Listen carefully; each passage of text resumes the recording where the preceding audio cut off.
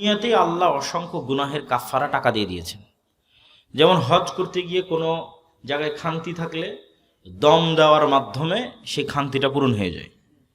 তো দম মানে একটা দুম্বা বা একটা খাসি আল্লাহ রাস্তায় কুরবানি করা, তো ওইটা টাকা লাগে দুম্বা খাসি কুরবানি করতে। তাহলে ইবাদতের কমতি পূরণ হয়ে যাচ্ছে টাকা দিয়ে বা সম্পদ দিয়ে। ঠিক তেমনি রমজান মাসে কেউ যদি স্ত্রীর সাথে দিনের বেলায় সাংসারিক জীবনে যায় তো গোলাম আজাদ করতে হয়, নাহলে 60 জন মিসকিনকে খাওয়াতে হয়। তো 60 মিসকিনকে খাওয়াতেও টাকা লাগে, গোলাম আজাদ করতেও টাকা লাগে। তাহলে গুনাহের কাফারাও হচ্ছে টাকা দিয়ে, ইবাদতের কমতি থাকলে ওটাও পূরণ হচ্ছে টাকা দিয়ে। এই সেম সিস্টেমটা কিয়ামতের মাঠেও কাজ করবে।